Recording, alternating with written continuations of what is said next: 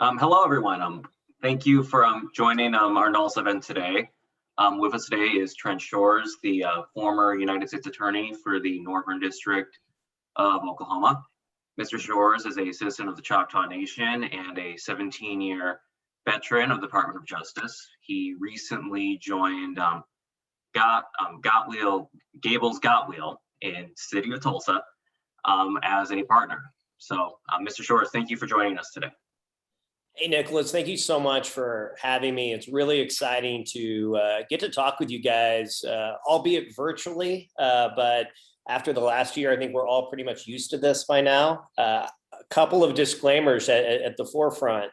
I am at home today, which means that if Amazon Prime delivers a package to my front door, you are going to meet my dogs. They will be loud, they will be proud, they will be all over that delivery man.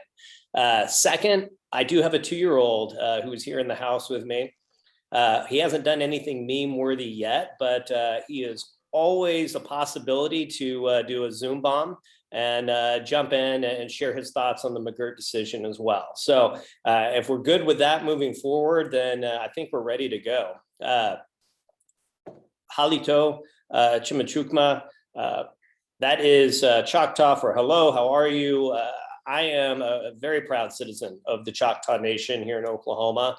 And one of the greatest roles that I've had in my career is serving as not just a United States attorney these last 4 years, but as an assistant U.S. attorney for the Department of Justice, and also as the deputy director for the Office of Tribal Justice in Washington. And in my various roles working for the U.S. Department of Justice, almost all of my work has focused always in some part on Native American law and working with federally recognized tribes, ensuring that the United States upheld its federal trust responsibility, protecting Native American civil rights, even traveling to the United Nations and arguing for the recognition of just basic human rights for Indigenous peoples worldwide. And it's been really fulfilling work. It's been really great work. I'm really proud of the work that I've done.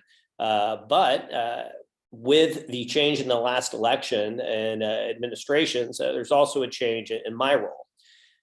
Despite being a 17-year career employee at the Department of Justice, these last few years, I was the presidentially appointed and Senate confirmed U.S. Attorney in the Northern District of Oklahoma. So for those of you that maybe aren't familiar with Oklahoma, that's really the northeast corner of the state. With the big metropolitan area being Tulsa, Oklahoma. They call it green country. If you haven't made it down here, it's a beautiful part of the world. It's worth the visit. And it's not maybe what you think of when you think of Oklahoma. You often think of us as a plain state. You think of flatlands, you think of high winds, right? Oklahoma, where the wind comes rolling down the plains. We know the Rodgers and Hammerstein song. What we're talking about, though, in green country is rolling hills, rivers, beautiful land. It's a great place to be. So why is all of that relevant, though? Well, when you look at the impact of the McGirt decision, green country and even further east in Oklahoma up to the Arkansas border is really where that decision impacts. And it's significant for those of us here in Tulsa because our metropolitan population is over 800,000 people in the city of Tulsa and surrounding counties. And we have a very high population of Native Americans. In fact, one of the highest in all of the United States, if not the highest. In some counties, Tulsa County, the most populous, it's approaching 10%. In some of the more rural counties, while the population numbers may be less, the Native American demographic is a much larger percentage, up to 17, 18, 20% in some of those counties. So kind of laying the groundwork to really appreciate the impact of the decision. I think you really have to kind of get the demographics here in northeastern Oklahoma. We have 39 tribes total in the state of Oklahoma. And of those 39 tribes, often with regard to the McGirt decision, at least, you hear people talking about the 5 tribes, or the 5 civilized tribes, as they historically have been known. And, if we were in person, I would give bonus points right now to anybody that can name the 5 civilized tribes off the top of their head. We're going to see if we can make this work via Zoom. So whoever is bold enough and brave enough to jump in, give me my 5 civilized tribes, or who are the 5 tribes here in Northeast, Eastern Oklahoma. And I'm going to drink coffee while somebody is bold and brave. You got to be first. Let's do it. Trent, I'll take your bet, but it may be unfair because I too am from Oklahoma, Muskogee, actually. Welcome. So I may be cheating the system. I don't want to rob somebody else of their opportunity here. Let's hear him, Clayton. We've got the Seminole, the Chickasaw, the Choctaw, the Creeks, or Muskogee, whichever they want to call that day, and then the Cherokee. All right, so Clayton was not my Oklahoma insider plant for that question. It just worked out that way. That is absolutely correct. We've got the Seminole, we've got the Chickasaw, we've got the Cherokee, we've got the Choctaw, my tribe, and then the Muskogee Creek Nation. Oftentimes you'll see Muskogee Creek. Muskogee in that sense is spelled with a C, M-U-S-C-O-G-E-E.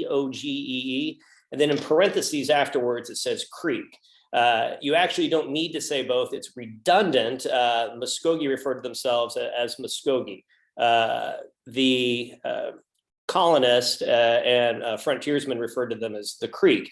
So it's sort of redundant. But what I will tell you is, with regard to those 5 tribes, they make up what is about 40% of the state of Oklahoma with their land, or reservation lands, historically speaking.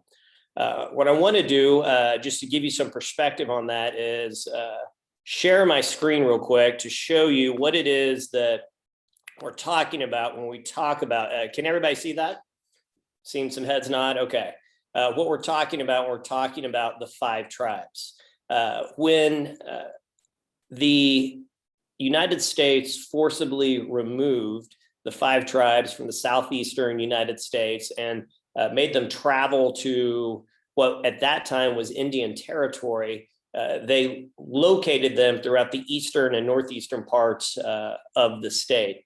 And you can see this really makes up a rather large portion of what is today the state of Oklahoma. But at the time, the 5 tribes historically ended up with, a lot of land that is beautiful. There's a lot of lakes, there's a lot of creeks. As I said, northeast part is green country. The southeastern part of the state also has a lot of hills and valleys, almost looks kind of like the Ozarks in Arkansas. And when they were forcibly removed here, this was the end of the Trail of Tears. And you saw in the late, mid to late 1800s, thousands of Native Americans dying on the trip from southeastern United States to Oklahoma Indian Territory. And as Justice Gorsuch wrote in the McGirt opinion, that at the end of that long trail of tears, there was a promise. Sorry, I'm going to switch back to our screen mode here, as my Apple computer is trying to automatically upload and update things all at once. Apologies.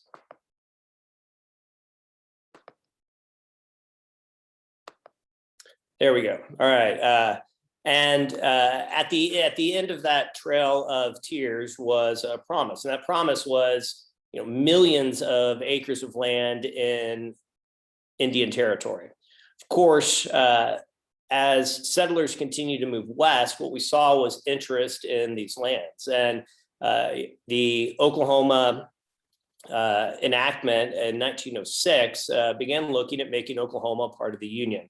So again, all of this context building up to the decision is really important, because we are looking at the laws that were put in place to bring Oklahoma into the Union as a state in 1907. And we're looking at what is it that Congress said, what is it that Congress did? And the Supreme Court focused in on this quite a bit.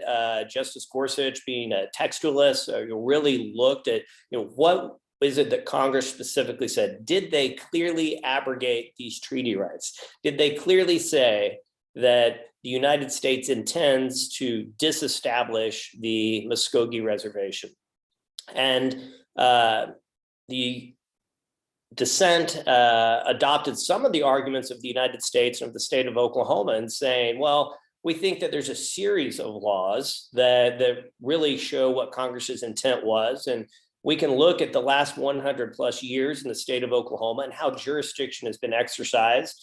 And we can see that the tribes have not tried to exercise criminal jurisdiction over non-Indians or over Indians on certain types of land. So we think everybody pretty much is just in agreement that the reservation was disestablished. And of course, the tribe, and as were a lot of Amici briefs, disagreed vehemently with that. And ultimately, it was an interesting breakdown of the court, with Justice Gorsuch authoring that majority opinion and saying that he was going to hold, or the court was going to hold, the United States accountable to the promises made in that 1866 treaty when the Creeks were removed to Oklahoma.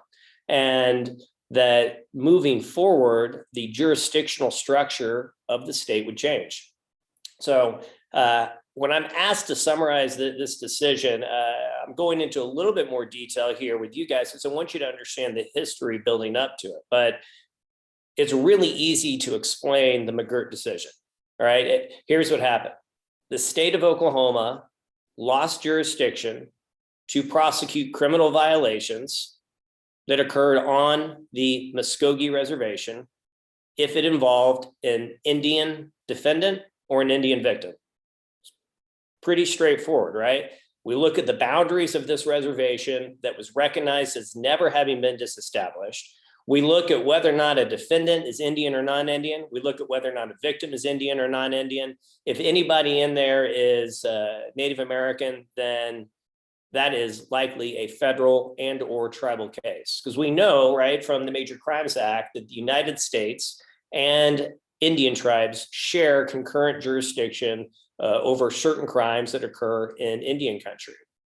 What the impact of the ruling was, though, was not just prospective. Of course, it was historical in its impact, looking back on convictions that everyone thought were over and done with, that had been settled, that were final. And it upset over 100 years of jurisprudence in the state. It upset convictions that were final. Victims suddenly were looking at the prospect of not receiving any measure of justice for a crime, perhaps that they had experienced as the victim, or maybe a family member or friend who had been victimized. And that's pretty scary to think about as a consequence of this. And the court talked a lot about that, the dissent especially, of the chaos that would ensue or that could happen because of this decision. And to some extent, we've seen a little bit of that. To another great extent, I'll say, it's been really neat to see the sovereign nation of the Muskogee Creek Nation step up and really fully exercise tribal sovereignty and build capacity in their justice system and their law enforcement and their Office of Attorney General and their courts to be able to take on more cases. The Department of Justice, my office at the time, did the same, but the fact remains that there's a lot more resources that need to be poured in to fully be able to handle the tidal wave of cases that has come forward. So on day one after the decision, I'm gonna give you a little insight into how this worked, right? So we've been looking at this McGirt decision, and Jim C. McGirt, I hate referring to this, all of this as the McGirt impact, because he was a convicted child sexual abuser. He was, of course, prosecuted again in federal court and was reconvicted again. But I hate that it's his name, given what he did, that's sort of the one that lives on in infamy of this case that maybe was one of the most, if not the most significant federal Indian law case in the last 50 plus years. But Jim C. McGirt ended up challenging, of course, his conviction for sexually molesting a child on multiple occasions on what turned out to be Muskogee Creek land. The precursor to this case, of course, was the Murphy v. Royal case. Murphy was a convicted murderer and was, facing the possibility of the death penalty in the state of Oklahoma, and challenged, his conviction on the same grounds. What we know from the Murphy prosecution and arguments is that he did not raise this argument until much later in his appeal in the appellate process, and it was at the 10th Circuit. The 10th Circuit looked at this issue. They went back and forth, and eventually Chief Judge Timkovich applied the solemn test. It's a three-part test that really looks at whether or not a reservation has been disestablished, and it ultimately punting, I shouldn't say punting, but serving this up to the Supreme Court for their consideration. He said, trying to apply the solemn test to tribes in Oklahoma is like trying to put a square peg in a round hole. Suggesting that there was something about this test that just didn't seem to fit for the Oklahoma tribes, given the very unique history of tribes in Oklahoma, the fact that we had been an entire Indian territory prior to becoming a state. And when the Murphy case was originally argued before the Supreme Court, there was really passionate arguments by both sides, and both made really great points. I mean, ultimately, you might think about it like this. Even if you agree that 100 years ago, this was the right decision, is it the right decision today? And that was in part, what some of the justices were looking at. If I recall, as I sat there, I think Justice Kavanaugh and maybe Justice Alito went down this path a little bit with some of their questioning of, is it too late to go to make what we think might be the textualist, originalist decision here, and recognize that the reservation was never disestablished. And at the time, Justice Gorsuch wasn't yet on the bench. And we just didn't know what was going to happen with the court, because Indian country issues and Native American law so often it does not break down on party lines or ideological lines. You can historically look back at Ruth Bader Ginsburg, and the notorious RBG is not always one who voted in favor of tribal sovereignty or consistently with siding with tribes. So there was a real question. Conversely, you see Justice Thomas in the past, really side with tribes. So it was very interesting to kind of look at the court, and it was clear that there was this 4-4 breakdown. Justice Gorsuch being recused because he'd been at the 10th when this came up. So when finally we saw the McGirt case come through, and Justice Gorsuch being the deciding vote, a judge coming from the West, a judge who had been in and around Indian country, very familiar with Native American history. In fact, he had the first Native American clerk ever at the United States Supreme Court. So I want you to think about that for just a second. It wasn't until Justice Gorsuch was a Supreme Court justice that there was a Native American Supreme Court law clerk. That just blew my mind when I learned that. But he authored that decision, and the day that decision comes out, it comes with a ton of responsibility, and it came with zero resources. So here I am as the United States Attorney, the Chief Federal Law Enforcement Officer for the Northern District of Oklahoma, nearly 1 million people in my metropolitan city of Tulsa and the surrounding areas. Almost 10% of that population is Native American. And I know that Native Americans tend to be overrepresented in the violent crime victim category. What happened?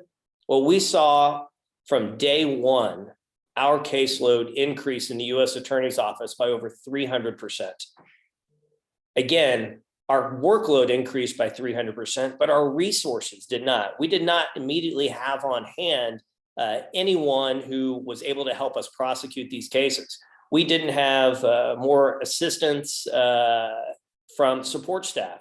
We didn't have more victim coordinators. We didn't have enough FBI agents. We didn't have adequate courtrooms to try cases in. And of course, as we recall, all of this is in the midst last July of a global pandemic. We have civil unrest that we're experiencing throughout the country as we grapple with discussions about police use of force in regards to, really all citizens, but certainly diversity-based citizens. And there's just a lot of things happening. And in the midst of all this, McGirt came out. And it was a real challenge, not just for my office in the Eastern District of Oklahoma, based out of Muskogee, Oklahoma, but also for the Department of Justice, because we have an affirmative obligation as the United States to uphold our federal trust responsibility to these federally recognized tribes, right? And we know that that means that public safety and justice are something that we have an obligation to uphold and fulfill. And if we don't have adequate resources, then the United States must provide them. They must do that. And whether it's Congress or whether it's the executive branch, both have that trust responsibility. So how do you handle this situation? Well, in the first 2 weeks, an office that had filed and prosecuted 3 murders picked up 12 new murder cases, 12. And out of those 12, many were new, but a lot were pending in the state system. And the state of Oklahoma and Tulsa County began holding every 2 weeks a McGirt docket. And essentially a state court judge would review the pending cases with applications or with motions to dismiss because a party, either a victim or a defendant, was Native American. The state court would sort of assess the veracity of the claim. And if the individual was able to prove their tribal citizenship or tribal affiliation, then the case would be dismissed. Well, that meant that we immediately had to get something filed, sometimes, without even having received the full case yet, to ensure that a murderer or a rapist or a child sex abuser wasn't immediately let out of prison. These are things that were happening not just 1 or 2 cases at a time. We identified over 800 cases that we were potentially going to have to adopt in a very short time frame. And if we didn't adopt the case, and by we, I mean the United States Attorney's Office, then that case was likely to be prosecuted by the Muskogee Nation. They too were resource strapped. So we had a real challenge presented to us by the Supreme Court with no delay in the implementation of the decision. And again, it's not just a prospective application, it's retroactive as well. And so suddenly individuals who everybody thought their convictions were final were seeking habeas relief and seeking to have their convictions set aside and have their cases retried in federal court. Well, work with me here. Why might I be barred from trying someone in federal court if their conviction and their crime occurred, we'll say, 20 years ago? Any guesses? The loss of evidence. Yeah, there's no one correct answer. Yeah, I heard loss of evidence and I heard statute of limitations. Those are both great answers and those both are correct answers. We began looking at cases first in which, oh my goodness, the state of Oklahoma statute of limitations is different from the United States. And so unless a case is a homicide case, unless it's a child sexual abuse, then it is likely that the statute of limitations was 5 years. Think about that, 5 years. So that means that if this crime occurred more than 5 years ago, if this conviction is an old conviction, I may not even have the ability to file and prosecute this case because of the retroactive application of the decision, saying that it's not that the reservation is recognized moving forward or reestablished, it's that it was never disestablished. So you guys have had it wrong all of these years. My colleagues in the Eastern District of Oklahoma actually had a serial rapist that they actually were unable to prosecute because the statute of limitations had expired. So, think about that, a serial rapist, multiple victims who have been brave to come forward to confront this individual. And here we are having to look at them and say, I'm sorry, I'm time barred. That actually was litigated, and a federal judge ruled that there was a statute of limitations time bar. That's kind of a scary thing to think about. Now, as these barriers were presented, though, sometimes we were able to overcome them. Now we're to the, what do you do with witnesses whose memories are 5 or 10, 20, 30 years old? Evidence is stale. Sometimes people have passed away. Some victims are reluctant to have to go through this entire process again. It is emotionally draining for them. They thought that they had put this part of their life behind them, that they had experienced their measure of justice, that maybe they've moved on, they have a family, and maybe that part of their life is closed off, and we've just reopened that wound. And the idea here is either they can come help us, or if they elect not to, we may not be able to secure that conviction a second time. So the practical implication of the McGirt case, I think, was very real. We think about it in the context of defendants oftentimes, right? People who are having convictions set aside. But I want you guys to also think about it in the context of the victims and the impact on the justice system as a whole. Something that you might not think about is, what if you're a defendant who was convicted and you had to pay court costs? You paid them to Tulsa County. What if you had to pay restitution to a victim and you paid your $10,000 in restitution? And now the Supreme Court says Tulsa County the state of Oklahoma never had jurisdiction over you. Well, we saw defendants who'd been convicted say, I want my money back. I want that victim to pay me my $10,000 back because there never was jurisdiction over me for this crime. It's a really interesting impact. It's a really interesting aspect of this. I will say that the Justice Department did support us in getting volunteer prosecutors.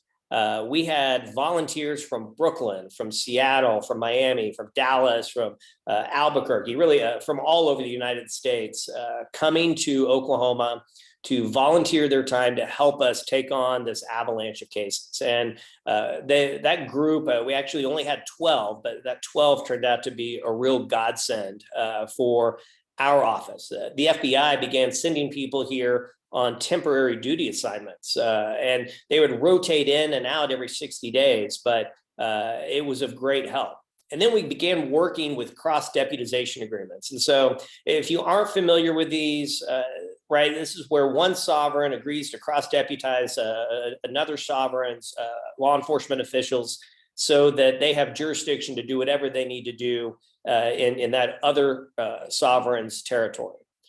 Well, here in northern Oklahoma, on the Muskogee Creek Reservation, where suddenly I had the only U.S. Attorney's Office located in downtown Tulsa, but located on an Indian reservation, you had people who were getting pulled over by City of Tulsa police officers who were not cross-deputized, and the driver of the vehicle was Native American. Was there jurisdiction over that individual? No, not if there wasn't cross-deputization. We saw murder scenes where it would turn out as that 911 call came through, the officers would show up, detectives would show up, and then they would determine either the victim or the suspect or both were Native American.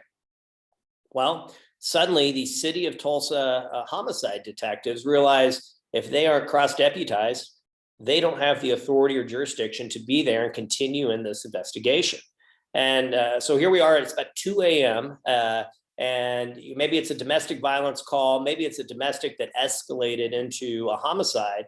And you've got Tulsa homicide detectives calling a federal prosecutor or calling the FBI and getting them out there, and then also calling the Muskogee Creek investigators. Now, keep in mind, their reservation isn't just in Tulsa County, although that was the busiest. It extended over about 12 more Oklahoma counties in rural parts. And without additional resources, they were spread very, very thin. We already know that Native American law enforcement, tribal police officers are understaffed across the country.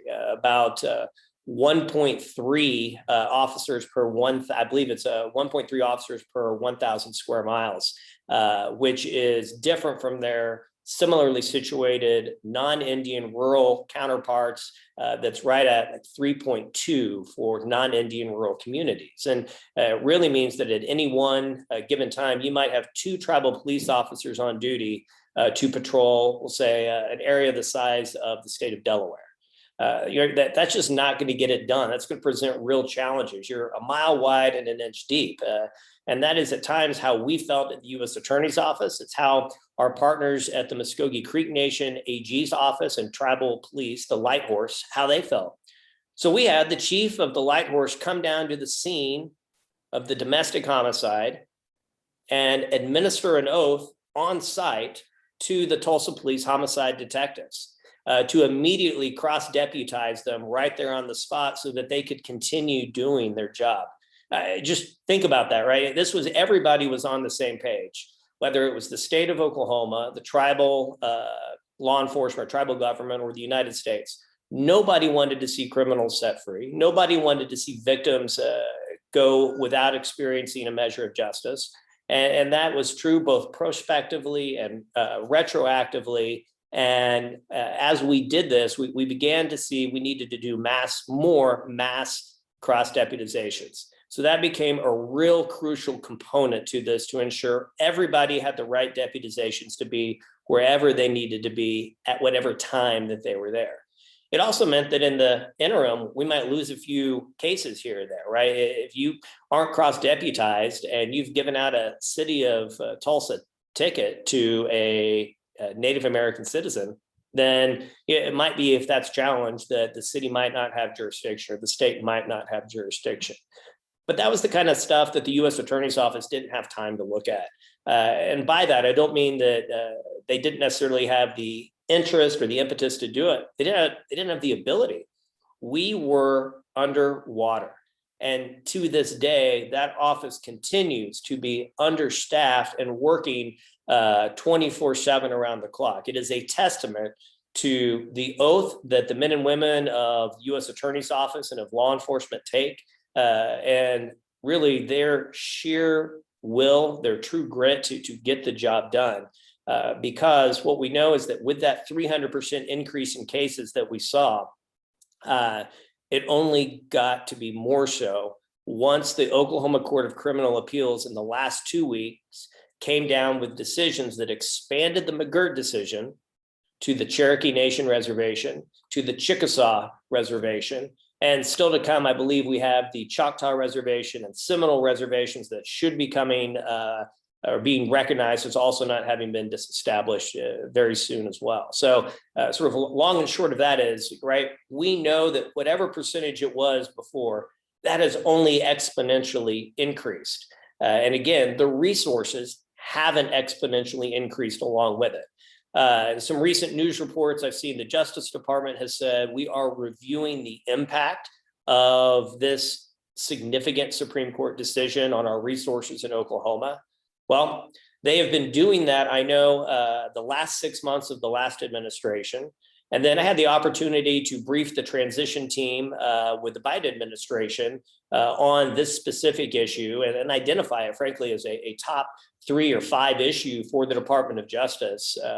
Because not only, again, do we have that affirmative trust responsibility as the United States, we also have a very serious impact on DOJ resources. We know that after the Capitol insurrection, there was a surge of resources to Washington, D.C., and rightfully so, to assist with that investigation and those prosecutions. But it was a bit like robbing Peter to pay Paul. Some of those resources that were hopefully going to be directed to Oklahoma to help with the burden of cases here have now gone up to Washington. So there remains a real need because the amount of cases, the quantity of cases that are coming in, put the U.S. Attorney's Office in a position that they have to triage cases. And by triage, all I'm suggesting is not that cases won't ever be prosecuted, but that certain cases are going to be given priority. And those are going to be your major crimes. So as we look at Title 18 United States Code Section 1153, the Major Crimes Act, we know that it enumerates certain major crimes. And I think it's the ones that you guys would think of common sense wise. But we really focused in on any case that involved homicide. We focused in on any case that had a child victim or a sexual assault or had elements of it that were particularly violent in nature. And we thought those were the most important cases to do first to ensure that the community writ large was protected from these individuals. That's both cases that were new and happening and cases that had defendants who were seeking their convictions to be set aside.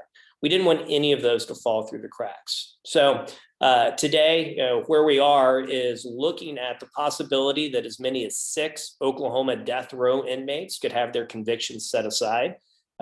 Anybody want to take a gander? Not only because you're on death row, would you want to take every opportunity to have your case maybe retried or relooked at, but why would a defendant or why would an inmate who is on death row want to have their case moved into federal court and make the argument that their crime occurred in Indian country? Any guesses? I've got 2. Go for it. Just due to, again, the nature of the crime, maybe it was a long time ago, it'll be harder to convict, but also because federal death row inmates aren't executed that frequently. It's a good bet in terms of waiting out to see if federal policy changes or maybe just even dying of natural causes on death row. Yeah, so Nicholas definitely identifies 2 really good reasons. The first one being the problems oftentimes with those cases, because we know if you're on death row, that's not a process, even at the state level, that really moves quickly. And historically, it had been even slower at the federal level. We know during the last administration, they picked up the pace and reinstituted the federal death penalty, and juries make those decisions, and judges had signed off on those convictions. So they did begin executing people again at the federal level. But that certainly is one thing that we saw these Oklahoma inmates looking at. But the real reason and another key component is that under federal law, the death penalty is not applicable to crimes that occur and originate out of Indian country, unless a Native American tribe has opted in to the death penalty. So out of the, I want to say 574 federally recognized tribes that I think we have today, there is only 1 tribe that has opted into the death penalty. That tribe actually is from Oklahoma. It's the Sac and Fox Nation, a really small tribe located kind of between Tulsa and Oklahoma City, just off of the Will Rogers Turnpike that we have, or the Turner Turnpike that we have, and kind of near Ponca City, Oklahoma. But the Sac and Fox tribe, isn't one that at this point is impacted by the McGirt decision. So the Hogner case and the Bosse case, each which pertain to the Cherokee and Chickasaw nations respectively, are some of the worst factual scenarios, underlying facts and evidence that you could read about when you talk about gruesome murders, when you talk about what those convicted death row inmates did to their victims. It's the kind of thing that whether you support the death penalty or not, you certainly could understand why juries in those cases perhaps chose to pursue the death penalty. But now, with those convictions set aside, those individuals are facing it worse now, life in prison, if they are able to be convicted again. So that's another factor moving forward that I think we all should look at, is whether or not we see any of the tribes in Oklahoma maybe leading the way for tribes to enter into the or opt into the federal death penalty. All right, let me end with one more thing. It's 11:45. I want to make sure that I leave time for questions. I told Nicholas I was going to try to stop much sooner, but like all good attorneys, we start talking and we can't stop. And I love this. I love Indian law. I love this topic, and I love the chance to share a little bit about our experience. What do we do moving forward? And this is something I get asked all the time. I've joined law firm Gable Gottwalls as a shareholder, and they do a lot of great work with Native American tribes in Oklahoma and a lot of other good, diverse client base. But one of the things I'm excited about is the chance to keep working in Indian country. And as I look at the possibility of what happens next in Oklahoma with the impact of McGirt, I think what we look at are really two things we hear about in the media. One is, you hear from me a lot, we need more resources. You guys heard that from me earlier. If there is no other action taken, legislative action or otherwise, then we need more resources. And the federal government has an obligation, an affirmative obligation, and the trust responsibility to provide those. Otherwise, you have the possibility that some tribes have talked about entering into legislation where they can opt in to a jurisdictional scenario that re-invites the state back to have some criminal jurisdiction in Indian country, and tribes can exercise their sovereign decision-making, their sovereign choice to opt in and extend that grant of jurisdiction to the state of Oklahoma to again prosecute major crimes that occur on Indian land that involve an Indian victim or defendant. That might require certainly some congressional legislation, and then that'd leave it up to each individual tribe whether or not they wanted to opt in. The Chickasaws and the Cherokees have been more vocal about this and supportive than other tribes, but their argument is essentially, as I understand it at least, running a criminal justice system is really expensive and resource depleting. And the state already has that system in place, and they've been doing it since the time of statehood. So let's work with them in partnership to let them continue doing that, but recognizing it as a grant of jurisdiction from the tribe, a sovereign, to another sovereign, the state. With that, I want to say thank you, but I'm really interested to hear what questions you guys might have about the McGirt decision or its implications. First, I want to say thank you so much for doing this talk. This was really good. I was fortunate enough I visited at OU last semester to get more Indian law class, and I was fortunate enough to take Lindsey Robertson, and he just talked so well about you. It's very kind of Lindsey. Yeah, but I did want to follow up as to your comment about major crimes receiving priority. There seems to be a sentiment among at least some attorneys in Green Country and surrounding areas that only crimes in the Major Crimes Act are subject to McGirt, and that no other crimes are. And I also know that I think the Boss decision out of the Court of Criminal Appeals actually did overturn a conviction for like possession of a firearm or something like that, which I don't think is in the Major Crimes Act. So the limitations on major crimes has mainly been an informal one, or is that the standpoint that the U.S. Attorney's Office has had or that the state has had? I'm kind of confused about that. That's a really good question. Justice Gorsuch was really specific about a few things. He tried to limit the scope of the decision, at least in his words, saying, this is the only thing we're addressing today. The first thing he limited the McGirt decision to was lands of the Muskogee Creek Nation. Second, he limited it to criminal jurisdiction. And then third, as you mentioned, he really limited it to the Major Crimes Act and its application. Does that mean that there aren't ancillary or subsequent impacts of that decision? Absolutely not. We're already seeing that. And it's not just in the criminal context, it's in the civil context. We know, right, our history of any law, the jurisdictional setup we have is, both the General Crimes Act and the Major Crimes Act apply in Indian country. And we know that depending on the makeup of the parties involved and the nature of the land where it occurred, that either might be applicable. So I think you would be hard pressed to say that a non-Indian defendant who commits a crime against an Indian in Indian country, we can't use the Major Crimes Act. We're going to have to use the General Crimes Act, and would not be subject to federal jurisdiction. And we've already seen cases proceed in that manner. So I do think that in practice that is an impact. And those crimes beyond the Major Crimes Act, you've already seen the U.S. Attorney's Office pursue those. Those often involve assaults. I think domestic violence is sort of, the example that I go to because I made that a priority in my office. It was really important to me. I did those when I was a federal prosecutor, and I look at those cases as homicide prevention. And so, while perhaps not in the Major Crimes Act, depending on the level of the severity of the assault and the level of the extent of the injury, those were still important cases to do, and we found a way to do them. But what we're hearing sometimes is something like a ATV theft.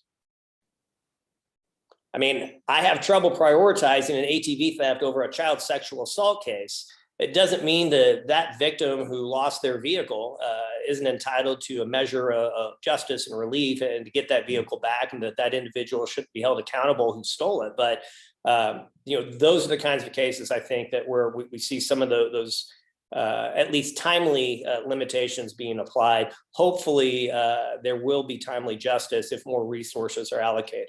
The other aspect of this is while Justice Gorsuch limited the decision and scope to criminal application, obviously there is a panoply of civil implications that are being explored. And really, it's created a lot of uncertainty in the market here, both from the energy industry, from a lot of landowners who are very concerned about, have I suddenly lost title to my land?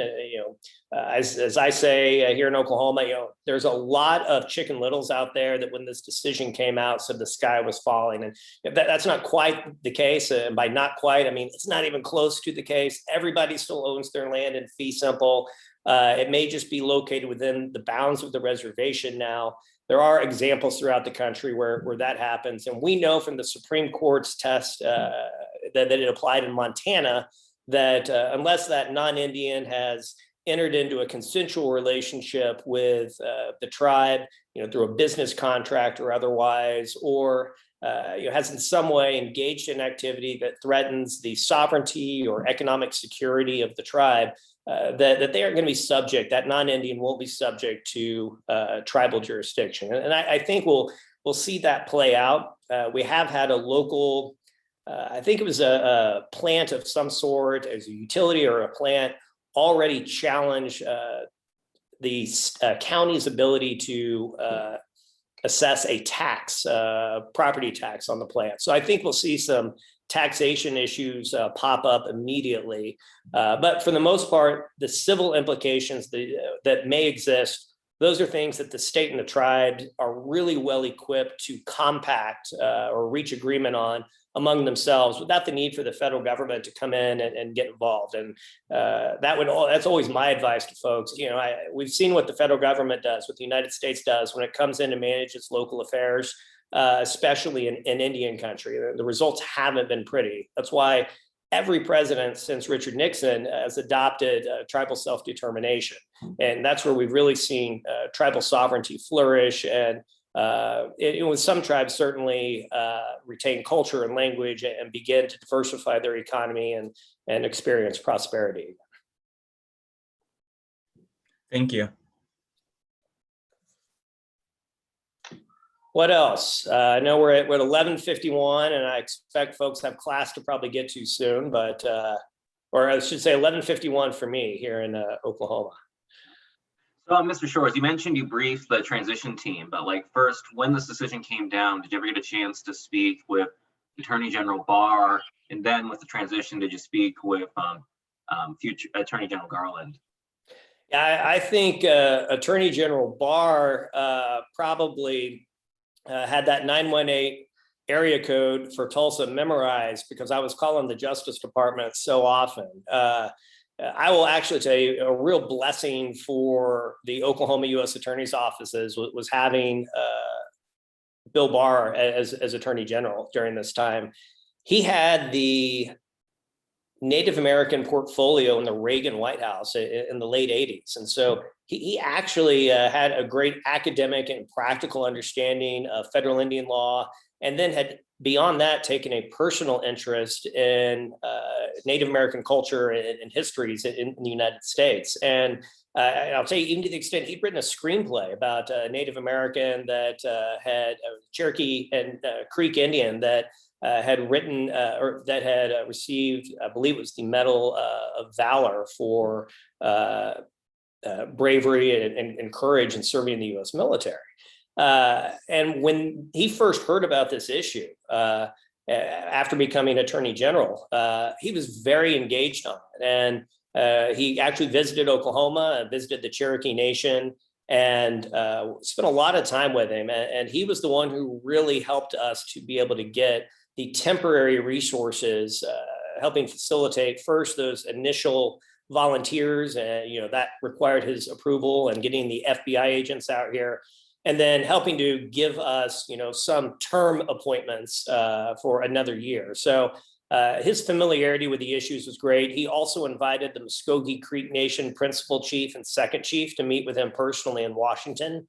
And sitting there at that table, he looked him in the eye and he said, "Hey, unless Congress does otherwise and enacts some legislation," and he said, "I'm not saying that we need to." He said, "It's my job to enforce the law.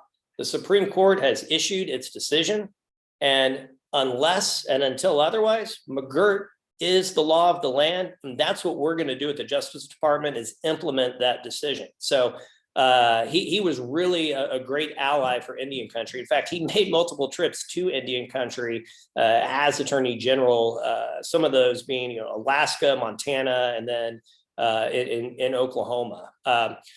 As to Attorney General Garland, I did not have the opportunity to brief him. We were like ships passing in the night.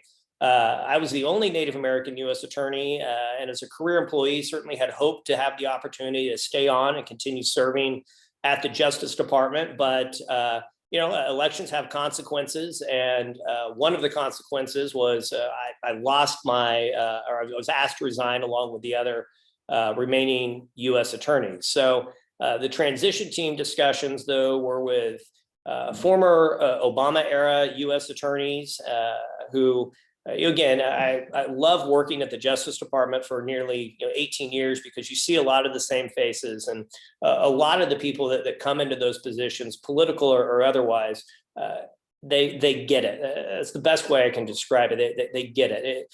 It is maybe political. It's maybe a political appointment, but if you do the job the right way, it's about the mission. It's apolitical. And I really had great discussions and was able to sort of tee up this issue for the incoming administration as something that, when day one hits, when they arrive, that this is going to be a resource drain, and that we had these other decisions, the Bossie and the Hogner case, that were going to further deplete their resources, at a time when they were already strained. So I am really looking forward to seeing what General Garland does now that he's in place. And obviously, there's a lot going on for him right now and for the Justice Department. But hopefully, I just have my fingers crossed and praying and hoping that we'll get some relief here in Oklahoma soon, because I know that office needs it. Thanks. Is there anything else I can answer? Hi, thank you so much for speaking with us. Super interesting. I really appreciate it. I found the cross deputization very interesting. And is that something that needs to reoccur every year? Is that something the tribe could withdraw from 20 years down the line? Okay, we got this now. We don't need you state officers anymore. Do you ever foresee something like that? And then how long does it last? Yeah, so one of the great things, right, about being an attorney, the question is that how long does that last, right? The perfect answer for every question that we get, and you guys as future attorneys, is it depends, right? It depends. It can last as long as you want it to last, as long as the parties agree to have it last. It can be contingent on, if somebody engages in certain types of misconduct, that may not be an individual that the light horse want to extend their deputization to. But historically, what we've seen, Oklahoma really does this better than anywhere else in the country. And I don't say that because I'm from Oklahoma, but I've had that perspective of working with tribes from all over. And I'll use the Cherokee Nation as my example. They have 60 plus cross deputization agreements with state, local, and federal law enforcement entities. That's a lot. That means that wherever they are, wherever they go, they're probably going to have the right designation or deputization to be able to do what they need to do. So these agreements aren't uncommon. They're throughout the country, especially where you have checkerboard jurisdiction, like we had in Oklahoma before McGirt. You know, McGirt kind of gave us this large contiguous area of reservation land that, you know, when we think of reservations under 1151, you know, large area of land. What Oklahoma had, though, right, was pockets of land here and there that was federal trust land, or even Indian allotments that were, you know, came out of the Indian allotment era, where it literally was maybe 1 yard was Indian country and the next yard was not. Or if you look at a gaming facility or tribal headquarters, the building itself was in Indian country, but the parking lot was on state fee land. So we really had to be specific about where crimes occurred. With cross-deputization agreements, it sort of takes away those concerns, and it gives the officer confidence that he or she is in the right place and has the authority to be where they are and can proceed with really attending to the emergency needs on hand. But the Bureau of Indian Affairs and tribal liaisons that work in U.S. attorneys' offices all across the country are instrumental in sitting down with tribal attorneys general and state law enforcement to get those agreements worked through. And it's pretty neat to see that exercising of tribal sovereignty and seeing when you get folks at the table, especially law enforcement, they get it. It's just a matter of getting everybody in the same room and hearing each other say, hey, you know, we've got the same mission. We took the same oath, you know, to serve and to protect. And when you get to that conversation, when you get to that point, they're looking each other in the eye, they realize we need to enter into this agreement because it protects both of us and it protects the communities and the citizens that we've sworn to serve. At least that has been my experience historically in Oklahoma. And of course, there are challenges and historic relationships that sometimes prevent that from happening. But it's something that I think every tribe should aspire to work toward, certainly where they have regular contact with state and local law enforcement, where it'd be to the advantage of both parties to do so. Thanks for the question, Zach. Mr. Shores, thank you for speaking for us today. This has been really great, really informative. We have a lot of class. We have class coming up at like 1:10. So thank you for joining us. This has been really great. And thank you to the audience for joining us as well.